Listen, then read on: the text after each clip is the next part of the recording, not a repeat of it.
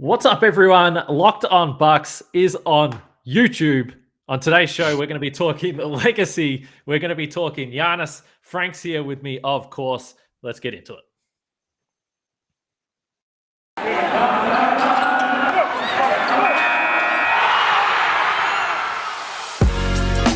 You are Locked On Bucks, your daily Milwaukee Bucks podcast, part of the Locked On Podcast Network. Your team every day. Welcome to Locked On Bucks. I'm your host, Kane Pittman. You can find me on this show daily. You can also find my words over at ESPN and NBA Australia. And joining me is the founder of brewhoop.com and longtime voice of the podcast, Frank Madden. Frank, who would have thought? Look at us. We don't even normally look at each other when we're doing this podcast, but here we are. We had like a 3D video intro thing that I was not prepared for. But yeah, I mean, I've got my official Bucks cup here that I paid $40 for, which, very important. I'm wearing the shirt that I went into an office with today. You can't, as I was saying the other day, I can't wear, my Bucks swag, my championship swag, while going to the office. So this is like the easiest way for me to just flex on everybody and just put the vibe out, even if it's empty, not drinking anything, that will just bring the cup anyway. So this is perhaps my most important piece of Bucks memorabilia right now. And it doesn't have championship stuff on it, which I feel like maybe it's better because it's not like, oh, hey, I just showed up and, became a Bucks fan when they won a championship. I'm legit. Although I don't have a Giannis rookie year or second year autographed jersey behind me like you do. So you really are flexing on everybody with that thing. Yeah. So some people are going to be listening to us on their usual platform. If you've been listening to the show, you would have heard me say that we're moving to YouTube. This is the first official episode. So you're hearing a lot of stuff that you may not be able to see, but yes, I've got a Giannis signed jersey behind me. I pointed the wrong way. I've also got a Jabari Parker, a signed basketball behind me as well. One of them perhaps cooler than the other. But anyway, long story short, we're going to be on YouTube from now on. So if you want to support us, if you want to see what we look like, maybe you don't know what we look like, you can go on YouTube, you can subscribe there. And it's fun. We've got this like cool graphics going on. The Locked On Network really set us up well. So we're going to be talking Giannis today, Frank. And a little bit By the way, can we give a shout out to, even if you are not watching us right now, can we give a shout out to everybody who subscribed to our YouTube channel with literally no content other than Kane, you threw up the video you made, like the minute-long thing you threw together back when they won the championship, which was sort of like the 1 minute recap, which was fun for me to rewatch just because, what's not to love about reliving July 20th, 2021. But yeah, this is different. It's a little bit different type of feel. And again, as we were alluding to the other day, we'll see if my poor Wi-Fi broadband connection can maintain this. But so knock on wood, if the audio is bad, I'm just going to blame it on my ISP. Well, we'll cross our fingers. And yes, the network was shocked. I got multiple messages from people that work alongside us, Frank, and they said, how have you already got 200 subscribers and you haven't even done a show? So yeah, shout out to the people that have got that done. And I will mention, before we dive into it, Locked On NBA podcast on Wednesdays. You can normally hear Jake Madison of Locked On Pelicans and John Corrales of Locked On Celtics. But today, if you're not sick of my voice, you can hear me and Jake. I went on with Jake. We spoke about Ben Simmons a lot. Look, we love it on this show. Chaos at the Sixers. We thrive on it. Maybe we'll have some time to talk about Ben Simmons at the end. But let's talk about Giannis, Frank. I mean, we went through individually and spoke about the performance that he had in the NBA Finals. We've relived that a lot, and we're going to continue to do so because it was so damn awesome. But one of the things that we've spoken about prior to the Bucks winning the championship was the trajectory that Giannis was on. We've spoken a lot about the pressure to win a championship so early when you can compare it to some of the other greats. And if you want to just compare it to the two greats, LeBron and Michael Jordan, they won their first title in a similar age bracket. I know you've got some numbers there, but Giannis, soon to be 27, feels weird to say. He's growing up so fast, Frank. But there isn't many players that have had a resume like Giannis at this point in their career. That's just the facts. Yeah, and just even before the championship, right? Just having multiple MVPs, there are just very few guys that fit into that sub bracket. And if you now look at the number of guys that have won multiple MVPs and at least one championship, I was looking on Stats Muse, and it looks like they've got 12 players have done that in NBA history. Bob Pettit, Bill Russell, Wilt, Kareem, Moses Malone, Larry Bird, Magic, Michael, Tim Duncan, LeBron, Steph, and Giannis. And obviously, the hard part is, the hard part is winning a championship, I would argue. But I think one of the interesting things about talking about kind of where he's at right now and thinking about the rarefied era he's in, we should caveat all of it by saying, like, the challenge is, like, as you said, Jordan, LeBron, it took them until actually a year or two beyond where Giannis is now to win their first championships.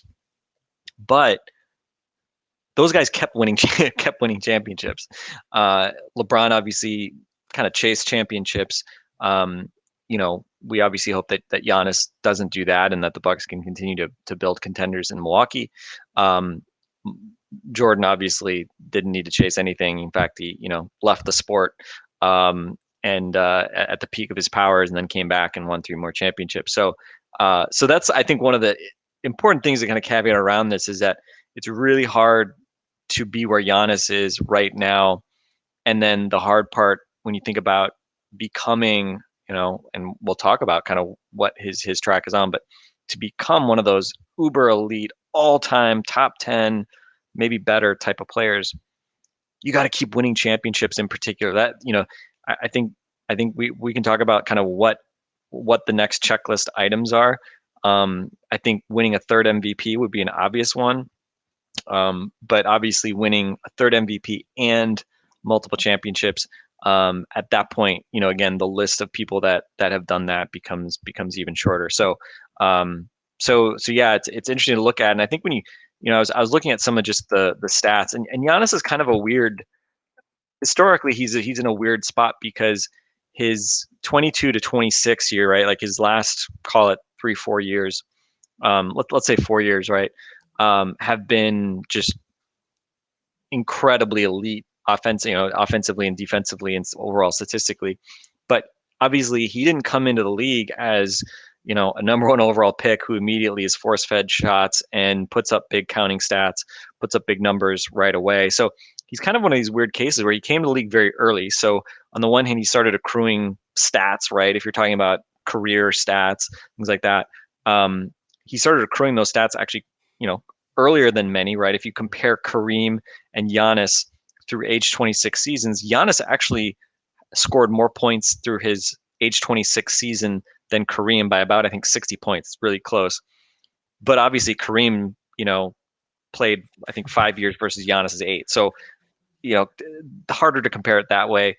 Kareem's counting averages are more impressive. He came to the league a fully formed player versus Giannis, who basically did his development. He was able to get those counting stats. So when you talk about total points, things like that, he gets a benefit. But in terms of like his averages, the rate stats from an advanced perspective, those take a ding because of the way that he came in the league. So I think that's just sort of a important caveat to also to think about as we sort of contextualize that. But when we look at, I wanted to look at where he was through age 26 historically in NBA history. And, again, it's interesting to compare. If we look at just sort of total counting stats, points, he's 11th in NBA history through age 26 season at a little over 12,000 points. Rebounds, 20th. Interesting also, he's 20th in assists through age 26 season, which that was part of the part that most surprised me. Again, not shocking, right? That he's in already pretty elite company through that age 26 season, even with some of the things I mentioned. If you look at some of the kind of those advanced metrics in value over replacement player, which is based on the BPM box score plus minus stat that you can find on Basketball Reference, he's 11th in value over replacement player. To put in context, LeBron is first. He has 69 versus 36 for Giannis in terms of this value over replacement player, basically this wins metric.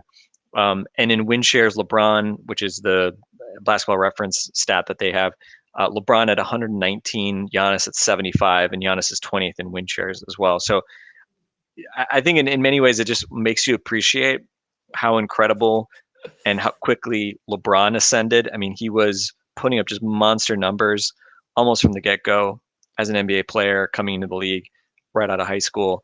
And of course, continuing to up until now, right? LeBron is such an interesting guy to look at because he came in the league, was incredible immediately. And even now in his mid-30s, he's continuing to put up huge stats that are pretty much we just haven't seen at guys who've played as many minutes as he has. But for Giannis, still really impressive numbers overall. And when you look at just his age 22 to 26 seasons, he's 5th in box score plus minus, 3rd in PER.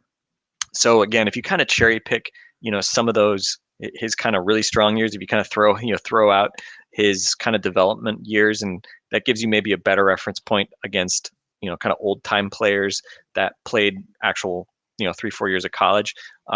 His numbers look a bit better, but either way, all these numbers are saying through age 26, top 20, right? They're all top 20, 20th or better. And I think that, I don't know, do any of those numbers surprise you, Kane? Because I really wasn't sure what to expect. Because again, he's had sort of this weird combination of coming in the league really early, but then taking a while to really develop into the fully formed version of what he is. Yeah, I want to get to that after we have a few messages here, because that did shock me. I didn't look that up from the age bracket. I think the college, the stuff and coming to the league as an 18-year-old, as you pointed to, clearly affects that. There's something with the scoring I want to bring up as well. But before I do that, I'll talk about our friends over at DirecTV Stream. Does this sound familiar? You've got one device that lets you catch the game live, another that lets you stream your favorite shows. You're watching sports highlights on your phone, and you've got your neighbor's best friends log in for the good stuff. Well, I want to tell you about a simple way to get all that entertainment you love without the hassle, and a great way to finally get your TV together. It's called DirecTV Stream, and it brings you live TV and on-demand favorites together like never before, so you can watch your favorite sports, movies, and shows all in the one place. Get rid of the clutter and the confusion and get your TV together with DirecTV Stream. You can learn more at directtv.com. That's directtv.com. And our friends at Sleeper are doing something pretty cool. I only recently heard about this when they decided to support the network.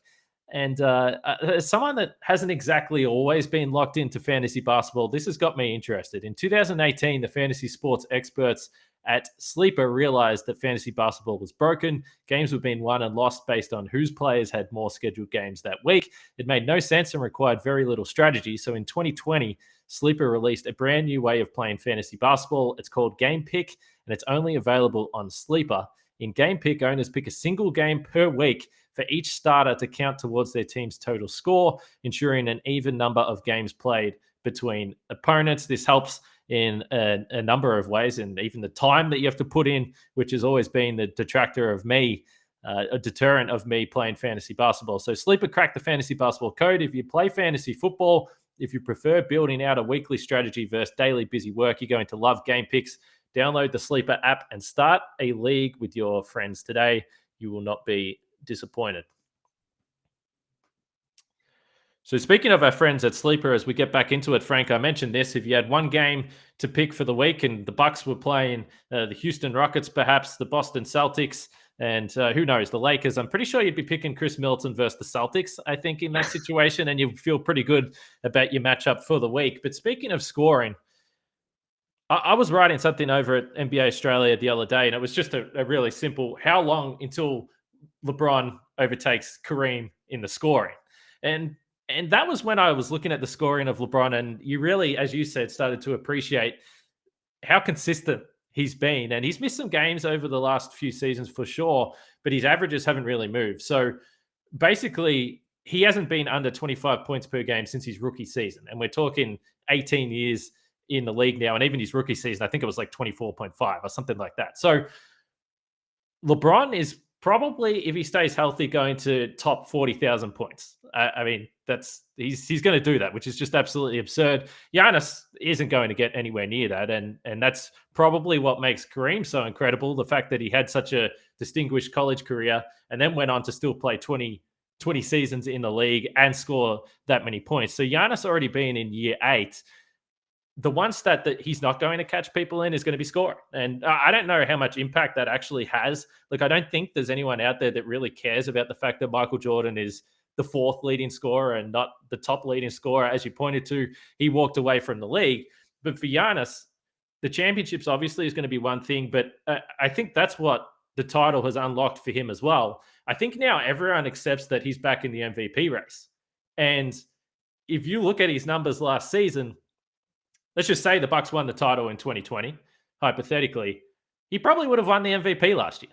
I mean, people were looking for an excuse to take the MVP off Nikola Jokic. Now, I think that was totally unfair, but the season that Giannis had and the numbers he put up were extraordinary. And so now that he's won the title, he's right back in the mix. And if he picks up a third MVP, picks up a fourth MVP, I mean, these awards are going to start to pile up. And even little things like the All-Star nods that we've seen him, he's automatic now. All-NBA, he's automatic. And the one that I forgot, that even though you can look at it and say, well, the All-Star game is the All-Star game, it is what it is.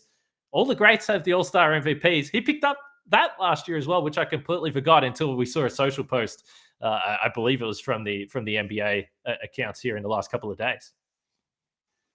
Yeah, I mean, basically the only major award missing from his cabinet is Rookie of the Year, which, you know, there's no time machine. He'll never go back in time to win that.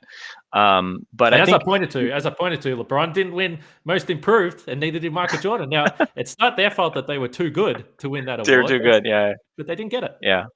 Yeah, and I think the other thing that's important to point out, you know, one of the big reasons why he will never catch, you know, LeBron or some of these other guys in terms of the raw scoring totals, he doesn't play enough minutes, right? He's been very durable in terms of playing games, but you know, you look at when I was mentioning that age 22 to 26, you know, run of years, Giannis played in that stretch just shy of 12,000 minutes. Kareem played 17,000 minutes. So, you know, you're talking about, you know, basically, you know, again, talking about like 40% more minutes played by Kareem in that period. LeBron also played a lot more minutes than Giannis did through that span as well. And, you know, I think one of the obviously positives of these past few years is that Giannis has been able to put up monster numbers, win MVPs, win a championship. And they've figured out ways to, obviously he has, you know, knock on wood, avoided major injury. He's never missed, you know, a substantial amount of games, 10 or 11, I think probably the most number of games he's ever missed in a season.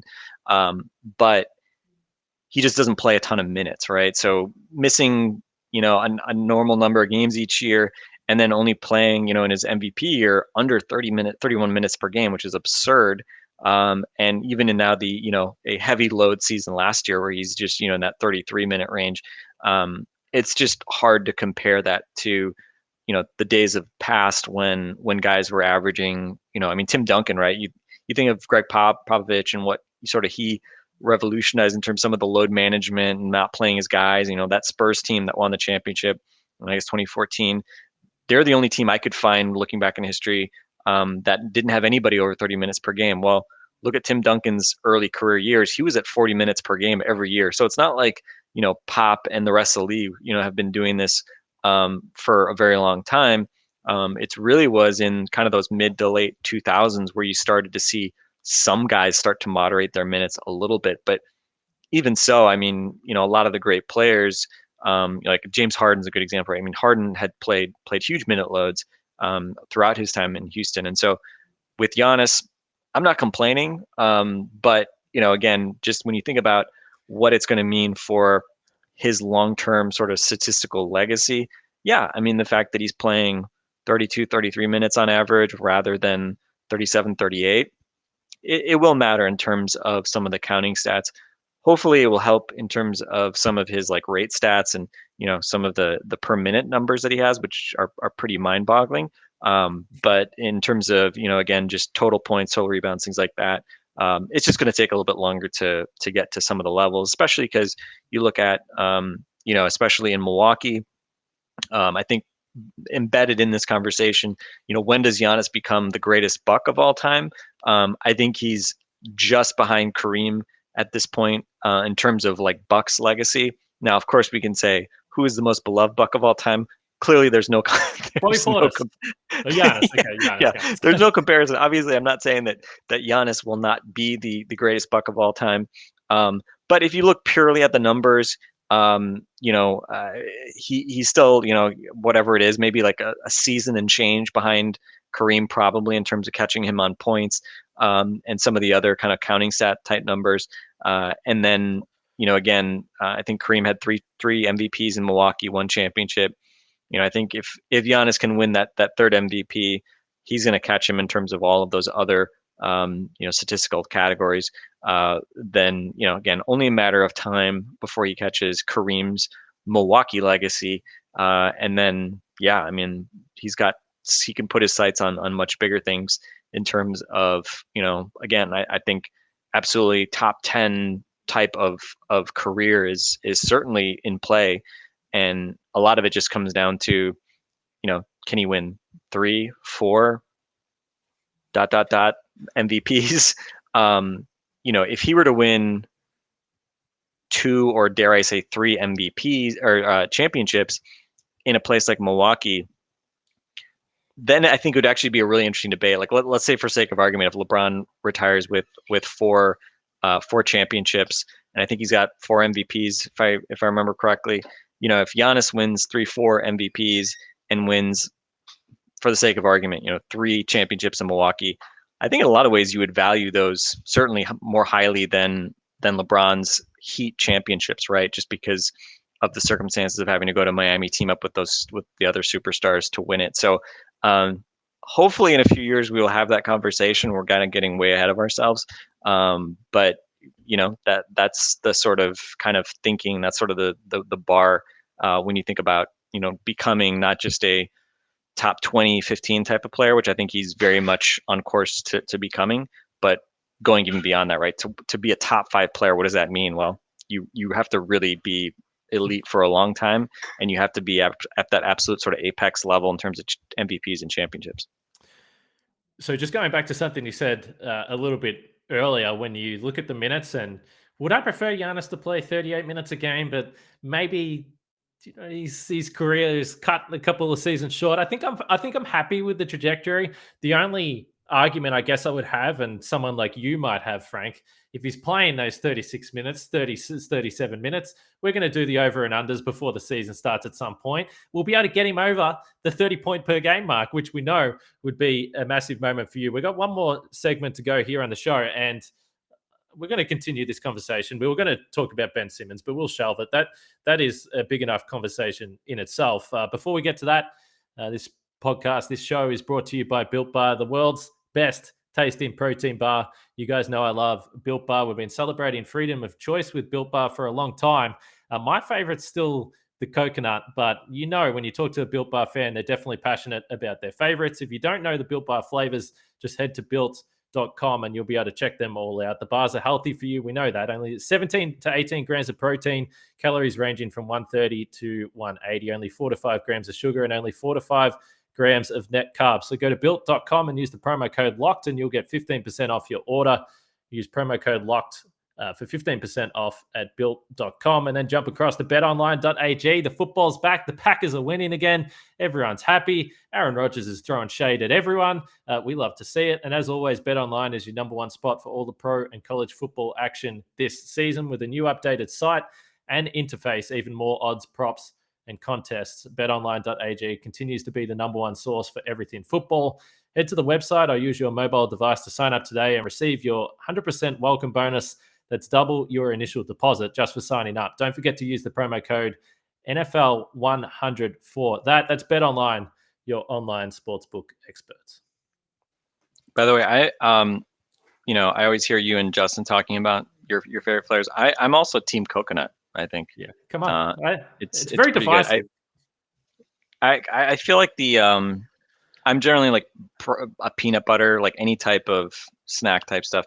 Peanut butter derivations are always right at the top of my list. But the coconut, I'm a big fan.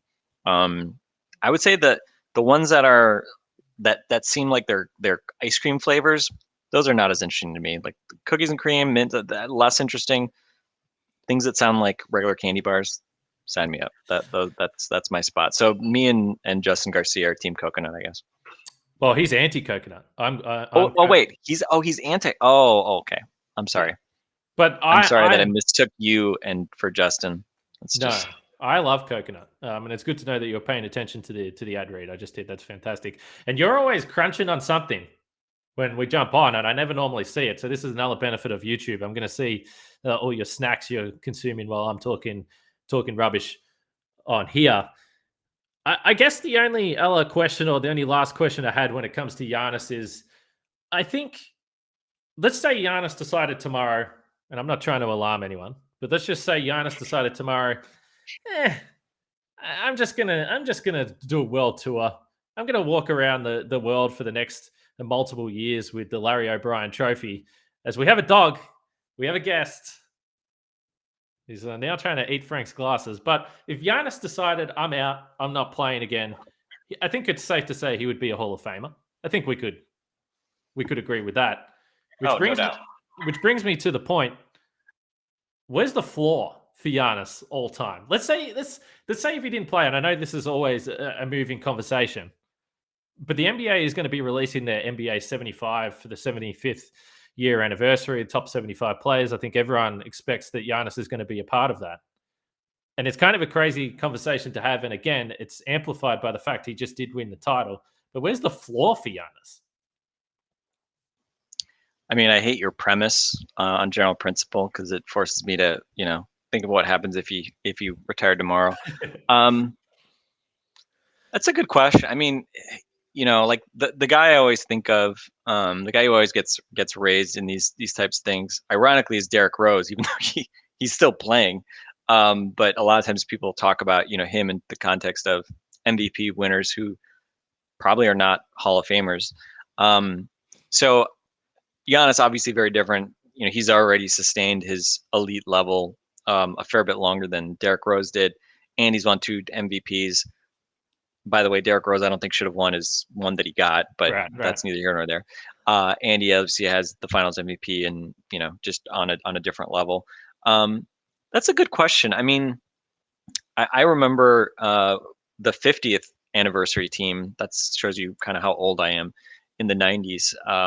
And so I'm very curious just to see the mix of players that are on the 75th team. And I think it's always interesting to see just, again, players that are younger and more in Giannis's age frames, like, Giannis and Anthony Davis and some of these guys who still have, hopefully a lot of career left to build, right? Like Joel Embiid, right, who has not won a championship.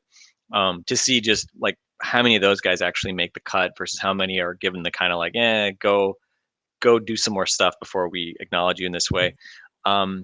So that's a good question. I mean, I think he's already, again, it's hard to disentangle his trend versus where he's at, at a point in time. But I would say he's absolutely, I mean, again, just the mere like two MVPs and a finals championship, and and a finals MVP, and not just a finals MVP, but one of the great finals performances ever. I mean, he's probably top 30 as is, I would say. And again, it really just comes down to how you trade off longevity versus kind of peak, because at this point, Giannis's, call it 4 or 5 year peak, whatever, is, again, absolutely, I would say a top 10 all time peak. And now it's just a question of sustaining it. Yeah, you mentioned Bob Pettit earlier in the podcast. Giannis just can't get away from Bob Pettit. They've got all these records together. We know the finals performance was linked there as well. Before we wrap this up, I mentioned Bet Online earlier, but make sure you check out the Locked On Bets podcast. The network tweeted something out yesterday. That podcast has been on fire. So if you're into sports gambling, check out the Locked On Bets podcast. Frank, we're half an hour in, which is, we like to go long. I'm not saying that we're not going to go long in the future, because I know after a post game or whatever it may be, we can't really help ourselves. And we do just keep talking, and we could probably go for longer on this today. But I also don't want to tempt fate. To this point, YouTube, we've got through. You've been moving the whole time. You haven't frozen. I feel like it's been the same for me. This feels like it was a success. Well, and for those listening on audio, Kane alluded to it, but while Kane was speaking, my 12-week-old golden retriever wandered over to me, and I probably made a bad decision in picking him up to show to the camera. So if you're on YouTube, you got to see my 12-week-old puppy Dudley, who he just tries to chew on everything. So the fact that he was not able to chew off the glasses or the headset from my head, I will consider that a victory. Shout out to my wife, who's a Rockets fan, for ushering him away quickly after that. But yes, we marked the first episode with Dog, a puppy who doesn't like a puppy, with my special Bucks $40 thermos mug thing.